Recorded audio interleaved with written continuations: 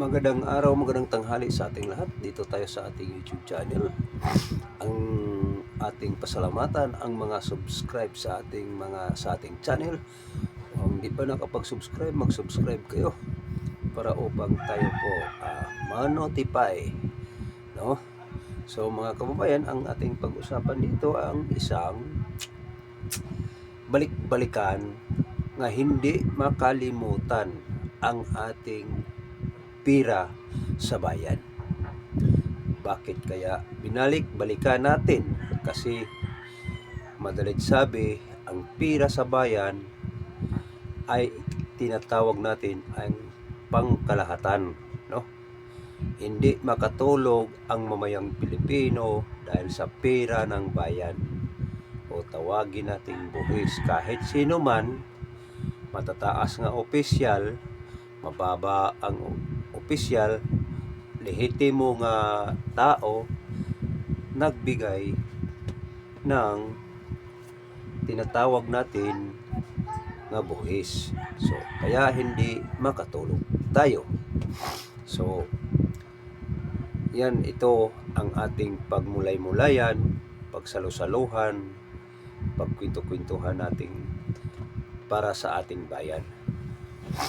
So, nasaan na ba ngayon ang malita-malitang pera? Bakit natigil sa usapin na tungkol sa malitang pera kung nasaan na ngayon, nakatago na? O maganda ang pagkaligpit sa malita na puno sa pera? So, ito ang ating talakayin ngayon, no? So, mga kababayan, ulitin ko, magandang tanghali sa ating lahat. Araw Linggo ngayon. Tayo po ay nasasabi natin dito sa ating social media na hindi natin makalimutan ang pira sa bayan.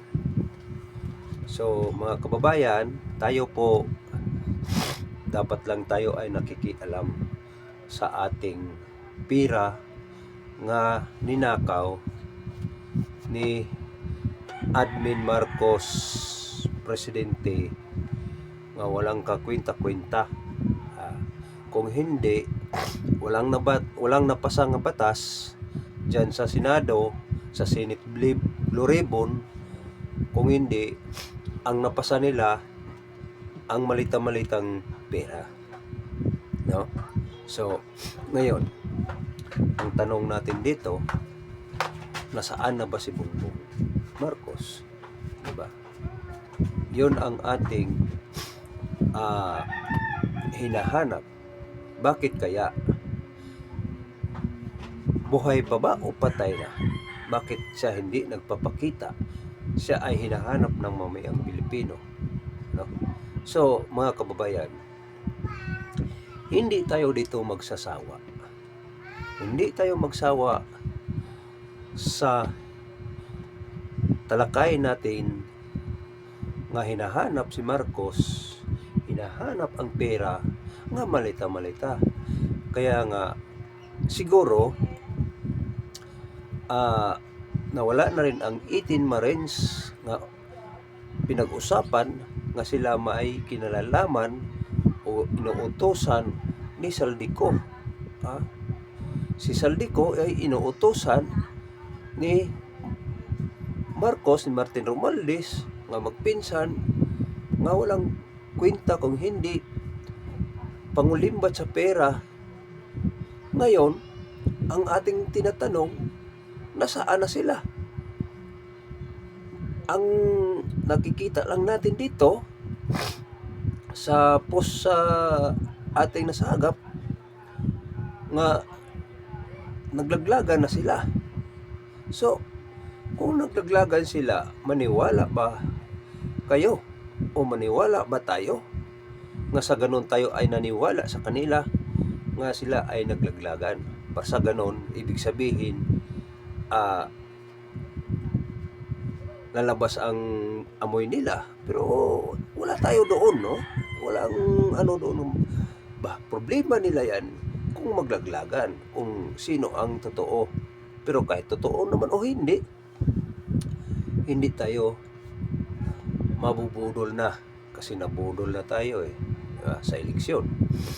So mga kababayan, I'm sorry ha, saglit lang. Yun mga kababayan, ang ating pinag-usapan dito ang malita-malitang pera. So kaya sabi nila, kung baliktarin, protect to malita-malita. Hindi protect sa ating mamayang Pilipino, hindi to protect sa ating bayan, kung hindi protect sa malita-malitang pera nga nakaw. So hanggang dito lang tayo. Maraming salamat. God bless, mabuhay Pilipinas. Si Inday Sara ang ating protektahan, suportahan ang ating mahal nga Pangulo Inday Sara 2028. So ano pang inaantay natin? Doon na tayo sa ating bagong presidente nga binigay natin ang pagtiwala, buong tiwala sa ating Inday Sara pagka-presidente sa 2028. Thank you po. Support lang tayo.